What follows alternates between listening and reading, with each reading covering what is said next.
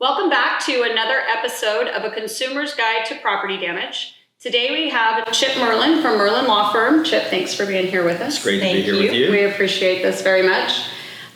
We are going to talk about a super hot topic today, managed repair programs and right to repair. And I think that there's a lot of buzz going around about it as far as within the roofing community and within the contracting community. But I don't know that consumers truly understand what is going to happen going forward. And what that even means. Right. What is a managed repair program? And with Florida typically setting the precedents and how other states tend to follow suit, I think it's really important that we get this education out there so people can lobby and or talk to their congressmen when they're going to vote on these things, because I think we all know if some kind of medical reform comes up around medical insurance, people are hooting and hollering and voicing their opinions. How does this affect me? But when it comes to a homeowner's policy, which is a much bigger out-of-pocket expense in the long term, they don't think the same way. So maybe a good way to segue into this, because you mentioned it, is when people think about their health insurance. If you went back 40 years ago, which goes back a little bit, but there was no such thing as HMOs, PPOs, and all this. You would go down to your doctor, you would see your doctor would take care of you. You got to choose whatever doctor you wanted to go see. You could see a good one, you could see a bad one, you could see your friend, you could see a specialist, whatever it might be. And that changed. The medical insurance industry started saying, well, what we're going to do is manage people's health care. And so what they did is start to set out, well, this is how much we're going to pay the doctors. This is what we expect the doctors to do. This is how we expect the doctors to treat their patients. The insurance companies are going to tell the doctors how to practice medicine. And we're going to hire other doctors to tell these doctors exactly what to do. And it's completely changed the healthcare system from what used to be a very personal relationship that people would have with their own doctors over and over to one now that doctors are spending most of their time in a back office, if you ever go to a doctor's office, with billing and paperwork. Yeah, it's funny you bring up insurance. Like I can remember, I don't have a ton of memories from my childhood, but when HMOs really started to gain traction in the 80s, I can remember my mom being on the phone and being so furious about not being able to get us in for doctor's appointments. And we were in Southern California at the time, and so HMOs in California were an absolute nightmare, and we couldn't get appointments, and my parents were paying out of pocket to take us to the doctors as kids because they couldn't get us in. I mean, my eardrums burst when I was about 4, and I had constant ear infections, and so we had to be able to be seen. And when you're in an HMO type of a situation, it's kind of like first come, first serve, and if they don't have appointments available, they don't have appointments available.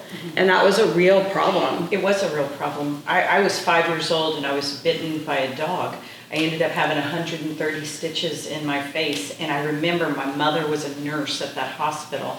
And she said, I want this doctor to do her surgery. And it was a big deal because our insurance, who was through my father, didn't cover that specific doctor. And she said, I don't care. I'm going to move hell or, heaven or earth, and I'm going to make this happen. And it was a big deal. And that was when that started. So I often tell a lot of people when they ask what was managed repair, I said, think how well it's gone for you in your healthcare. Right. If it hasn't gone well for you in healthcare, remember how that's changed, and people typically don't like it anymore. Mm-hmm.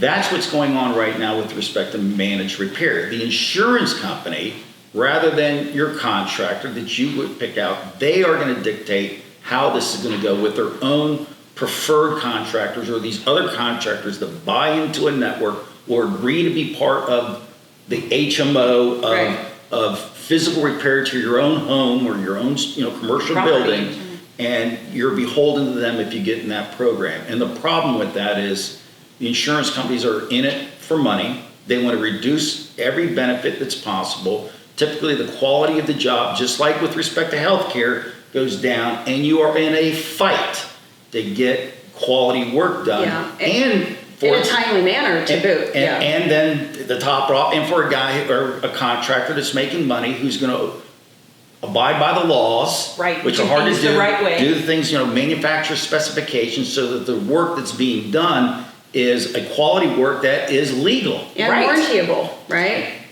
It's funny, I've used the HMO PPO example a long time, and you're the first person I've ever heard outside of me use that example. And because people are like, oh, MRPs aren't going to work. They've tried them before, they've done all these things. And I'm like, guys, if you look at when HMOs rolled out, people jumped on them because it was like no copay, lower premiums, very little deductible, if any deductible at all. And we're, especially right now in a recession where money is more of an issue than it's ever been, what a genius time to roll everything out. And so Hey, Mr. Homeowner, here's a discount on your homeowner's policy. All you have to do is be a part of our managed repair program. And people don't understand, like you said, what the implications are going to be and what the long-term effects are going to be on their home.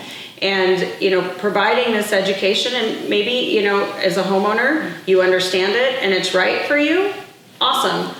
But I can't wrap my head around how it could be. Most people these days will choose a PPO knowing that their out-of-pocket is going to be a little bit higher, knowing that they're going to have to pay Because they copays. want choice. And they want the freedom to have a good doctor, right? You want to Absolutely. have the right type of medical care because our health matters to us. But for whatever reason, our home, our biggest asset, doesn't. It's a great analogy. It's going to be, I think, what's going to happen, because I think the insurance industry is doing everything they can to push into it, and they're going to try to get laws that are similar to what we find in managed care that provide them immunity and really do a disservice to the patient often what goes on. So now we've got it. They're starting to push into the managed repair the same exact way that they were doing. It's the same model. Same type model. Let's go and start. If you're either with us or you're not with us. And so if you're not with us, you can go ahead and have your local contractor, but he's out of network. Mm-hmm. You're going to have to pay this huge deductible. You're going to have to do this. You're going to have to do that. And they make it sound so good to be true, making it nearly impossible to get that type of work, that's necessary to be a quality work afterwards. And I don't think most people really understand how fundamental of a change it is with respect to what insurance used to be and what you used to be able to talk with your own contractor. And it used to be you could pick out the contractor you want to have. You're going to get this theoretical amount of money. And if it's a major loss, especially to your home, that's the best time to go remodel. So if you can come to an agreement with your adjuster, here's the money. Guys, y'all can spend it any way you want to go have done. And sometimes that's a great thing to do, especially to make a structure more contemporary. You didn't like the way it was at the beginning. You can do that with your own contractor. That is going to go away. That's gone. I mean, that part's going to go away. We're going to put this thing back the way it is, and it's going to be this way, and we get to dictate because we have the right to go ahead and actually do the repair exactly the way that we want to, and you got to use this particular contractor that we select. That's part of our, you contractor, if you want to be part of this, this is what you're going to go agree to. So they have all these side agreements that aren't there to help you out and make it nearly impossible for the contractor to really do a good quality job. And so when you talk to contractors who are out in the industry right now, and they've been talked to the insurance companies, well, maybe this sounds good. We can get this volume and I can make extra profits and I can do it this way. After a while, almost every single contractor I've ever talked to wants back out because they're just doing a whole bunch more work. They're not making any more money on it.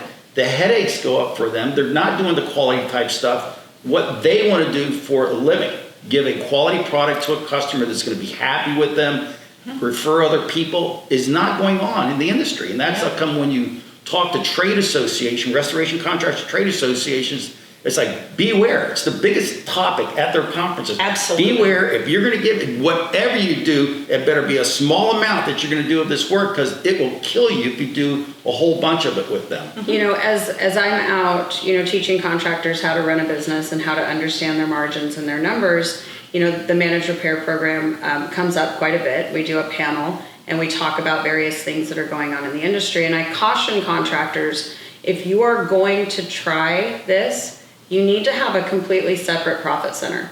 You don't track it the same way as your other sales because if you're intertwining these, your margins are not going to be the same, and if your pricing is based on the margins of your regular jobs, you're gonna probably end up going out of business.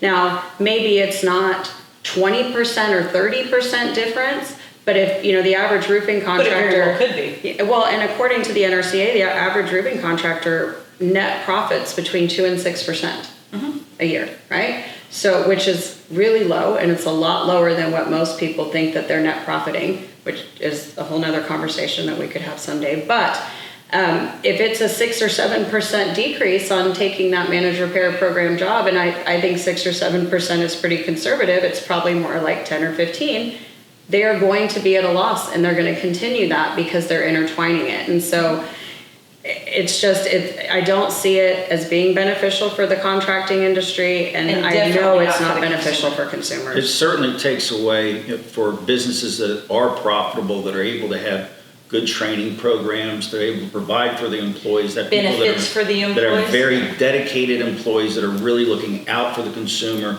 Those types of employees are going to be driven out of the restoration marketplace. Why do I want to go work there if you can't make any money on it, and somebody's always trying to drive down your prices, which unfortunately is going to be what's going to happen. It's happened in the medical community. The best and the brightest are no longer doctors. They're doing leaving other things because there's dissatisfaction in being that way. I don't like it this way anymore, and they won't do it. As a matter of fact, the doctors that used to be doing it got out of the business and did something else. So, this is a big societal issue. It's going to be a big insurance issue. The insurance companies are going to try to push it every which way they can. They're going to try to talk other people that used to be in the industry. Hey, you can make a lot of money. Why don't you go help start this thing and make it sound too good to be true? And it's not. If it's too good to be true, it's probably not true. It's just not true. It's going to probably change my practice around, because right now, typically what goes on as a lawyer is we're looking at things before anything happens. If people buy managed repair contracts, I'm going to be looking at things after it gets done. We're almost going to be construction defect lawyers looking for the defects that are going on and having to go back against the insurance companies after the fact. Well, I think one of the things, for me as a roofing contractor in Utah is, they always have their preferred contractor, and let me send out my preferred contractor, but then they tell them, but we're not going to warranty their work. We're not going to back it up, right? So if they screw up your job, that's not on us. And I asked them, I was like, if you're comfortable with that as a consumer, this is your choice. You're in America, you can choose who you want. But that would be a red flag to me as a consumer. They make themselves immune from any of the liability. Well, and traditionally under the insurance policies, insurance companies have always had the right to do the repair. Under almost every single state law with replacement cost coverage, they wrote in the ability to do the repair or the replacement themselves. Insurance companies typically didn't want to do that because the law has been up to now that they're completely on the hook.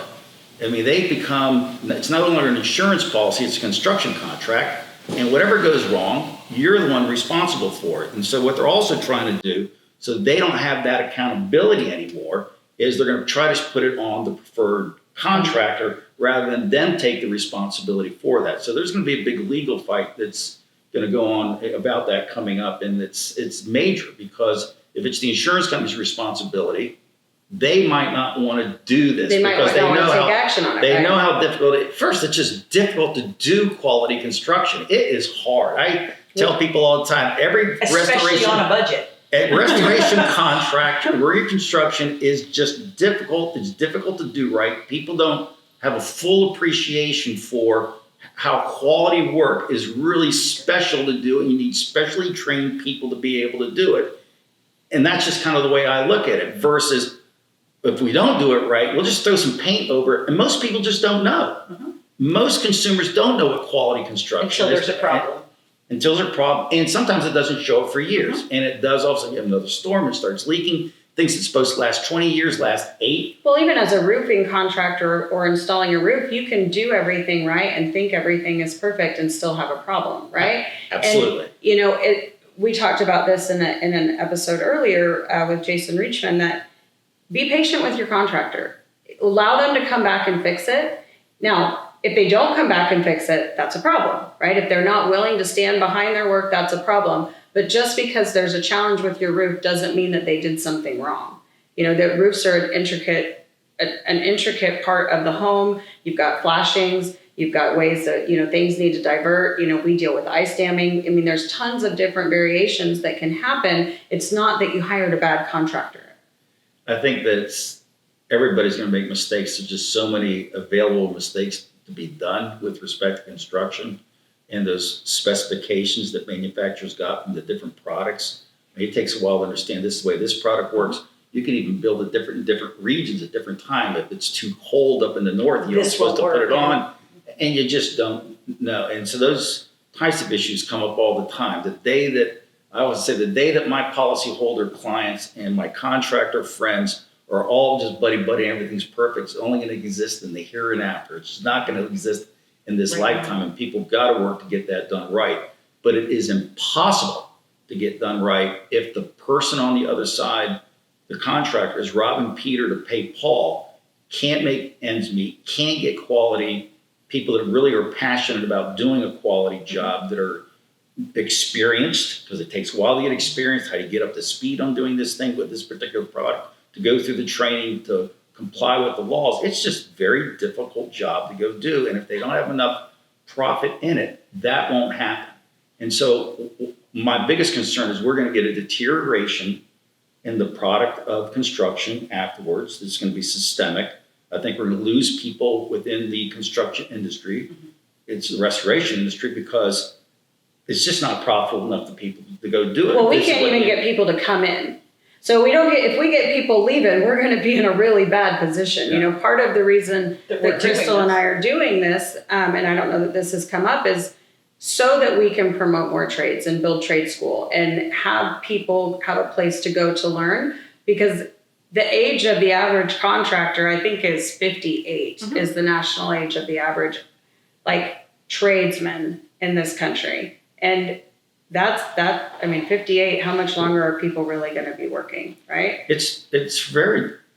My practice is all over the country. I started as just one lawyer here in Tampa, Florida. We have over 40 attorneys in our firm, and we have 12 offices. I'm licensed in California, and I'm doing a lot of wildfire cases in California and some really nice areas, and in Colorado.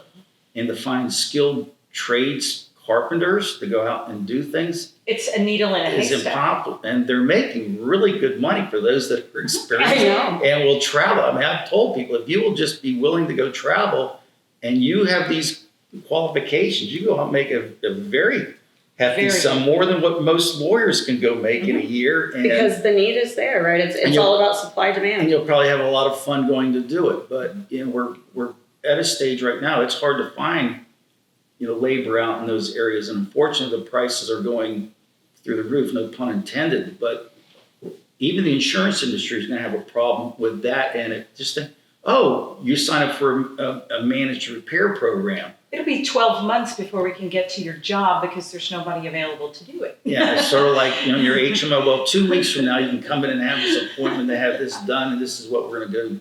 Oh, you have a fever? Okay, well, are you dying? No, you're not dying. Okay. So, take some Advil. So the problem's going to be, different, as I see, is this, and I really do believe the insurance industry is going to be pushing on this. I don't think it's right. I think it's going to lead to a need for a lot more consumer protection laws that are different than what they are today, because I do believe that the insurance industry they seem to be hell-bent on going down this particular path. So Chip, I would love to ask your opinion about this. Everything we've said is something that I think about every single day. And the one piece of this puzzle that I keep coming back to is, where are the lien holders standing up?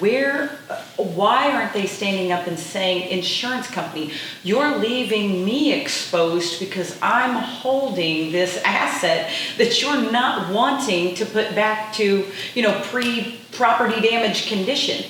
When I agreed to have a loan on the home. It's a great point that you bring up. I mean, the insurance industry really took off in the advent of mortgages, and the mortgages that were requiring to have replacement cost insurance coverage on them so that the mortgages could be sold as a negotiable financial instrument. And so they in order to do that, they need to make certain that the collateral is protected. And they actually came up with specifications that Fannie Mae and Freddie Mac have regarding extended insurance coverage that is full replacement cost coverage. Well, what's happened in the insurance industry is they're competing against each other, or, oh, go buy this on price, you can save 15%, you can sell this. And a lot of people are getting duped into buying what I call Swiss cheese insurance. There's no free lunch, and if you buy something cheap, it is cheap for a reason, and a lot of times they're not getting that full policy anymore. And I think Fannie Mae and Freddie Mac have just kind of been silent on it, but it's gotten so bad lately in the gaps of coverage. I've talked with Amy Bach. They have an entire program at United Policyholders about this, and she and Professor Feynman, insurance law professor from Rutgers, have actually pushed on this issue and made it very public that this is affecting also the requirements of Fannie Mae and Freddie Mac. And really, these policies that are being sold by the insurance industry should make those mortgages that are held by the banks not negotiable, because they are not falling within the regulations. Right. And I don't think the servicing companies have been looking at that at the time of closing. So that recently has been addressed. I just know it has because of some of the efforts of United Policyholders pushing on this. And maybe what we'll find in the future is there will be a concern about that, because the bank's ability to make certain that the collateral is protected certainly isn't there if the property can't get fixed Properly. Or on time. People are just going to walk away from their homes. That's exactly what I foresee. It also depreciates the value of the home because the home isn't built properly, it's falling apart. Next time it comes up for sale, it's going to be found on inspections that are now required more. And so now the homeowner they could be upside down on mortgages even, because the new buyer is going to have to go fix all these things. Right. And you see people walking away. I mean, if you see people walk away from their homes for that reason, what's that do to the value of the rest of the homes in that neighborhood? I mean, it's just, there's such a trickle down effect. I keep coming back to that. I'm like, where are the requirements being met here with Fannie and Freddie, with some of the insurance policies that people have? You can go online and buy a policy from any of them. I don't care who you buy online from. You can literally have a brand new homeowner's policy in less than 5 minutes online, right? And what are they placing in front of you? Essentially do you want this price, or this price? Well, people are saying, I don't care. I've just got to get to the closing table tomorrow, so I have to have an insurance policy. But that's exactly why we're doing this, right? Right, Because they 100%. don't understand the difference between this price, or this price. And they don't understand the implications behind choosing that cheaper policy. And, when you're not covered in an asset that you are significantly financially invested in, that has long-term recourse for your family down the road. Like, I don't think we're really looking at this from a global perspective when we're buying policies, because nobody knows the difference between an actual cash value and a replacement cash value. Right. Or they don't know the difference between having a percentage deductible and, a standard deductible. It's just not out there anywhere. Right. It's become a commodity. And everybody, not everyone, that's kind of an overgeneralization, but most people are buying based on price. There's no Unless they've questions being experienced a asked. loss. And Absolutely. if they've experienced a loss, then they could be looking at other things. I mean, the truth of the matter is there's no free lunch. Part of buying insurance on your home, your commercial structure, is that in the event there is a really bad catastrophe, you have the wherewithal to go get it repaired, replaced, at least back to how it used to be. And that is the requirement of our mortgages.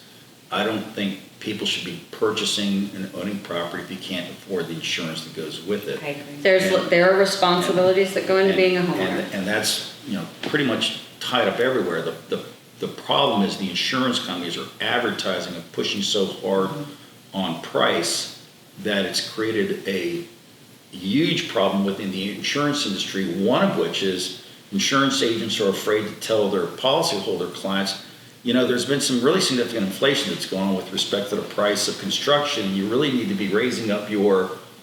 Instead of lowering the price, you really need to most likely be paying a little more. 3 years ago, it might be offer. $250,000. Maybe it ought to be $295,000 that you have on the value, and that automatically increases the price right there. But I'm involved in major catastrophes right now in Louisiana from the hurricanes, from wildfires in Colorado and the wildfires in California. And people are significantly underinsured. The statistics are 85% of people are 40% underinsured on their home. This is United Policyholders keeping track of this. And it is a big problem. Now, most of the time, thank God, there's not a catastrophe that completely wipes you out. But when there is and you don't have the money, now what do? Where does that come from to go get it rebuilt? And some people are finding in those areas that they can't get rebuilt. You have communities where the homes aren't being rebuilt, which is horrible for resale prices for everybody. So it's not just the one individual, it's everybody in the community can suffer from it when we don't have the proper insurance in place. So how do we solve this problem? I know the three of us can't, and not that anybody's going to listen to us either, but hypothetically speaking, like this is a huge issue. And I always go back to, I think that insurance companies should function like true nonprofits. Like when I got my USAA policy, I don't know, 25, 26 years ago. How old am I? I don't know. Anyways, a long time ago. When USAA used to be USAA. when they were still USAA and they gave dividend checks out, right? And the money was used and it paid all the claims and whatever was left over at the end of the year came back. And then all of a sudden that stopped. And I feel like if it still existed that way, then there would maybe be a little bit more integrity around some of the things that happen, because from a consumer standpoint, if I know, hey, is this a legitimate claim or not? If it's my money that's being spent in a pool, I may not file a claim and throw crap against the wall, so to speak, because my contractor says, yeah, you might have something, I don't know. I mean, your roof's 18 years old, it's got a couple marks on it, looks like hail, we might be able to get it to go through. No, like your roof's 18 to 20 years old and the ventilation was poor. Therefore, you have granule loss because you had poor ventilation. It's not a legitimate claim. Right. And you've maybe likely we deter some of that. And if we could deter some of that, maybe we wouldn't be in this position where, the insurance companies, who are a business as of, the way that it's structured right now, need to now make up some of this loss because their job is to mitigate loss and make their stockholders happy. So maybe we wouldn't be there. I don't know. Well, I've testified at various legislatures, and I've talked to a lot of people. I think first it starts with the type of thought that insurance is a social product. It's something all of us are involved with it. Mm-hmm. And so all aspects, every single person should have an interest in this particular product because it is, unlike other things, it's used by all of us. Mm-hmm. And so when somebody has a loss, it does affect you. How much gets paid affects you. When somebody doesn't buy enough insurance, it has an impact upon all of us. And so, trying to make laws, regulations, and a mindset that the best loss is one that doesn't happen, and paying attention to the underwriting so that we harden the structures that we've got, that the construction that is done to them is a quality construction, that maintenance is being taken place because it prevents other losses from happening, such as water loss and things like that. And that whole mindset that we can do if we'll allow the insurance industry to actually mandate higher underwriting requirements for people to have and keep insurance, and those people to be rewarded who are maintaining their structures as well as putting in safeguards for them, I think is great and is what we should do. That's the first thing, is a mindset difference that we're partners with our insurance companies to the extent we both have a common interest, and one of those is not to have a loss to begin with. Mm-hmm. Right. But then we also have a common interest that once you pay your premium, those benefits are supposed to be coming to you quickly with the type of quality fairly. You would expect fairly. I don't mean they shouldn't have to overpay. Don't get me wrong. That's not right either, and that's a problem. The social risk or the moral hazard of people making claims that are just completely illegitimate claims is something that has to be addressed as well too. Well, there's a level of entitlement that we have as a society, right? And I think, I tell contractors all the time, guys, look, I don't hate insurance companies. I get that they're business. And if I was in that business and I was making decisions based on some of the things that happen on this side of the industry, I understand from that side why. The problem is that we've created this us against them. We're going to take out these billion-dollar companies. They don't have a right to be billion-dollar companies. They don't need all that money. Whatever the mentality is that goes into that, and people start to feel entitled. And We had an insurance agent on the show as well, and she talked about its risk management. It's not a slush fund to pay for your roof that's aged or the fact that your air conditioning unit goes out. Part of the responsibility of being a homeowner is putting money away for those things because they happen. And if you don't want to do that, then rent, right? Don't be a homeowner.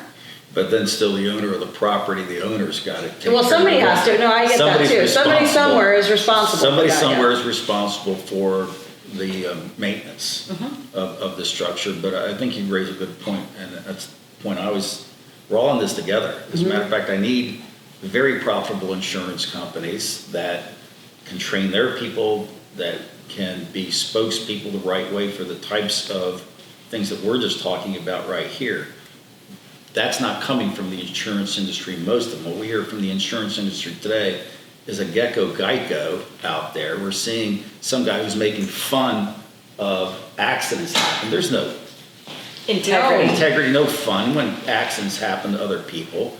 Crazy, look what we paid for. And that's rather than the discussion, a more adult discussion, a more serious discussion about how we're all in this together, and this is what we're trying to do from the insurance industry that'll actually help you and help us, because the best loss, again, is the one that doesn't happen. The next one is one that is smaller because of things that we've done, preventative maintenance that we've done. It's sort of the same way for health insurance. The best thing that happens is you don't get sick. You don't have the long-term type of illness. We all take care of ourselves to the best that we're able to do. When that discussion comes in, we don't hear it at all right now in property insurance.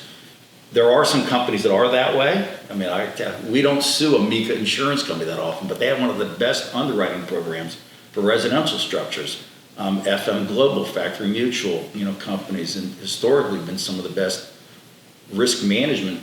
They are partners with their client. They'll go out there and do it. And I think if we have more of that type of mindset with insurance companies partnering with their customers before the loss happens and having more of those discussions, that's one thing that can help reduce in the long term both the cost of insurance as well as, I think, the tragedy that goes through when we have catastrophes, because they just don't happen and they're not as severe.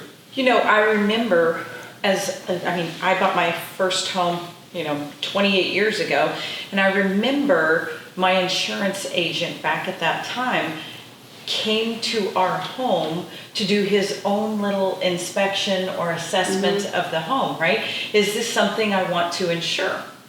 And I think to myself now, we have all of these issues where consumers are loyally paying their premiums, and the home has been accepted, the policy has been established. No one ever looked at that home, but yet now we're going to, if there's a claim, and unfortunately they happen, when there's a claim, somebody comes back and says, oh yeah, we're not going to take care of that because that's not really our problem, right?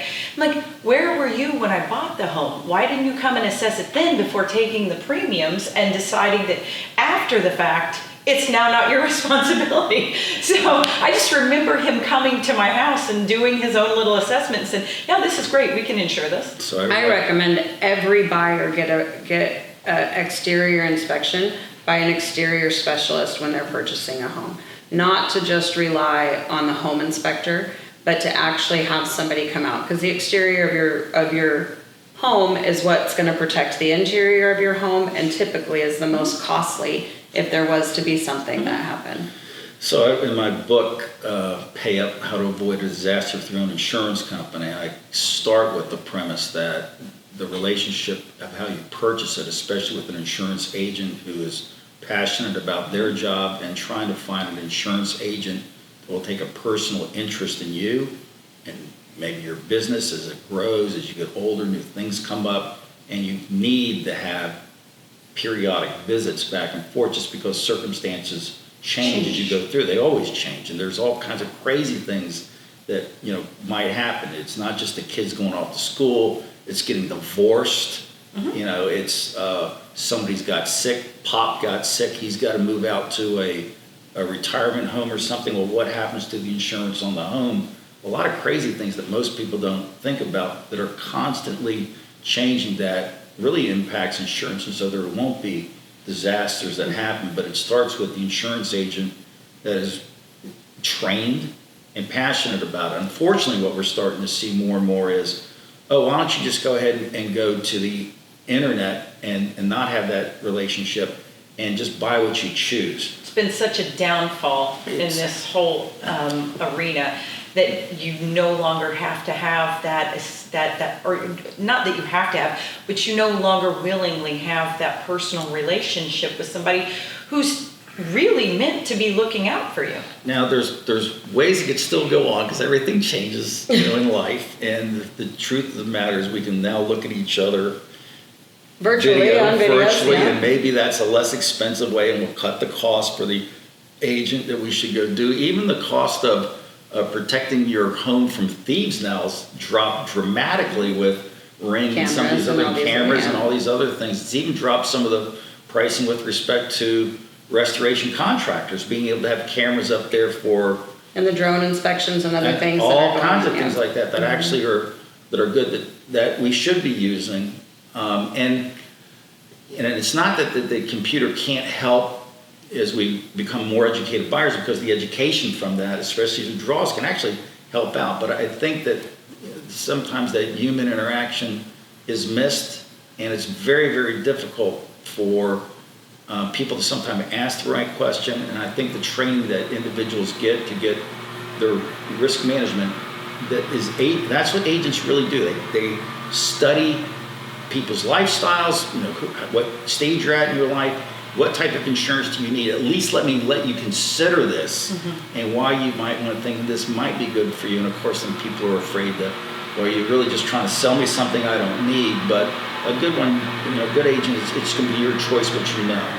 So Chip, we've talked a lot about managed repair programs, rights to repair, things like that, and how detrimental in the end that can be for the consumer. So what would you tell the consumers to kind of watch out for, what questions to ask to make sure that they don't find themselves caught in that situation where, their choice is essentially gone?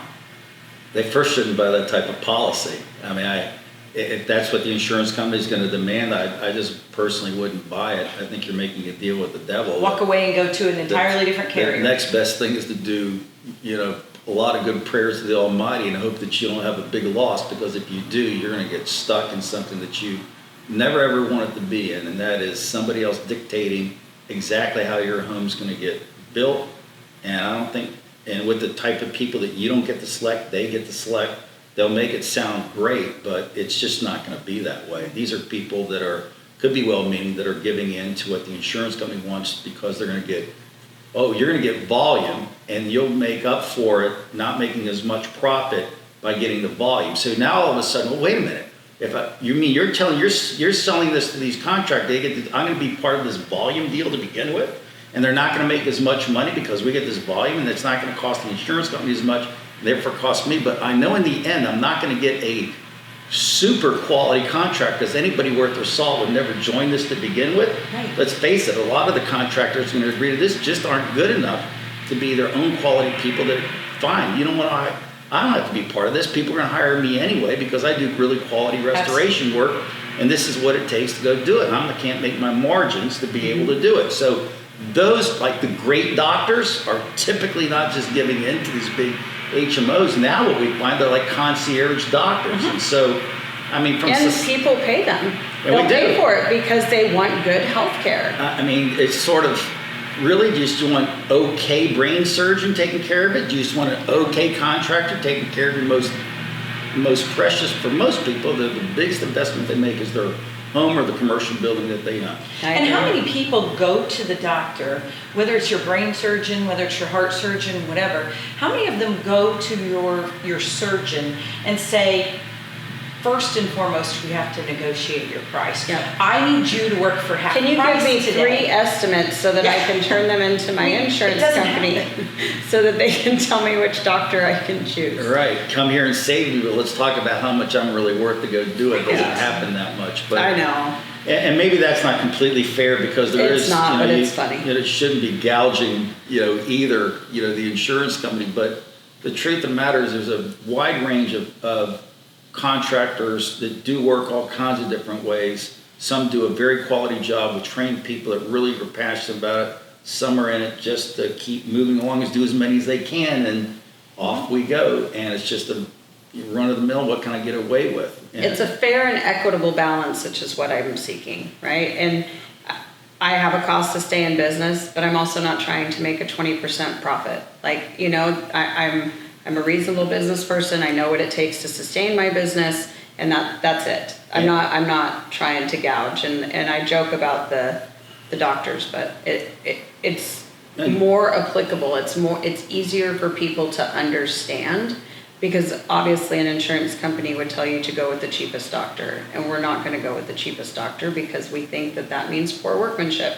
Poor workmanship on our heart isn't going to be a very good thing. And probably the insurance company is saying we're the cheapest and we're going to save you 15% and we're going to give you this great discount. It's impossible for that insurance company to be able to produce the product at the end that the others that might be charging a greater amount of money are. So when you first buy your insurance, you know, if somebody says, here's this great product for managed repair, and you have these great, I would run for the hills. People can advertise anything, and when you really think it through, it just can't work that way. And that's one of the biggest things in society now as consumers that we got to really be watching for. Anybody can say almost anything on advertising, and it doesn't mean it's true. And the more and more they advertise, it doesn't mean that it's better or more true. As a matter of fact, it could be the worst for you.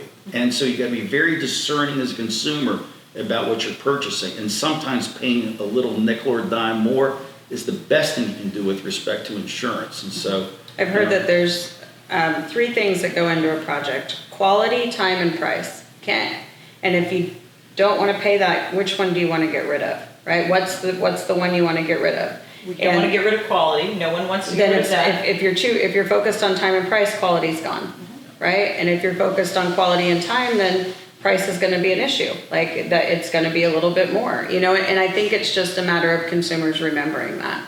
The other thing I'm going to add to what Chip said is I think people need to pay attention to what's coming up on legislation. I think they need to understand how their congressmen and, you know, senators are voting, and how that affects them. And I think they need to be I think people need to be more active in local elections, because we aren't. And therefore things happen to us and we act like we had no control over it when we did. I think it's very important for the state legislators to know the concerns that consumers have of insurance. It's very important. There is a army of insurance company lobbyists whenever I go to any state capital all over the United States, and just a few people like me that might show up. And you're an attorney, right? So they look at you different. If I'm a contractor, they look at me different. They need to hear from voters. And the time to do that is long before going up there. And the problem is most people, you're working all day long. So when do you have a chance to go up there to Tallahassee? But you can get to know your own local legislature. Even just writing a letter. A letter is important. If you just take a little bit of time to say, hello, this is who I am, these are my concerns. If you happen to have an insurance claim, and if it goes well, tell them it went well. If it didn't go well, let them know why, and let the insurance commissioner know. A lot of times I've been to insurance commissioners' offices and they'll tell me, Chip, I know what you're saying, but we're not seeing complaints. And we've talked to some insurance commissioners, and everything's become online now, so it's a lot easier for people to make the complaints. It's a lot easier to contact your own legislator, today too. So, I strongly encourage that. We talked about, Consumer Protection Agency. If you've got issues with your contractor, you've got licensing complaint boards that you can complain on. You've got, there's various avenues to make sure that consumers are protected, and that's all the way around. You don't have to tolerate being treated poorly as a consumer by anybody that you are a customer of, and it's important to know where you should go for those things. Well, I'm a big believer in licensing with respect to the various trades of construction. I think when we don't have the licensing, and I get it, that government shouldn't be involved in everybody, but it allows cheaters in the industry to get away with inferior work and not doing things the right way, versus if you have the licensing and you have that type of regulation, it doesn't go on. And I see the quality of construction in states that have better licensing typically much higher, so. No, I think licensing is huge personally. I mean, I can't go be a lawyer without a license, so I don't think somebody should be able to be a contractor without some training too, so. Well, thank you very much for being here. We appreciate it. Absolutely. Yes, and we look was a forward to great talking to you again. conversation. Thanks for tuning in. We'll Thanks see you for next tuning in. time.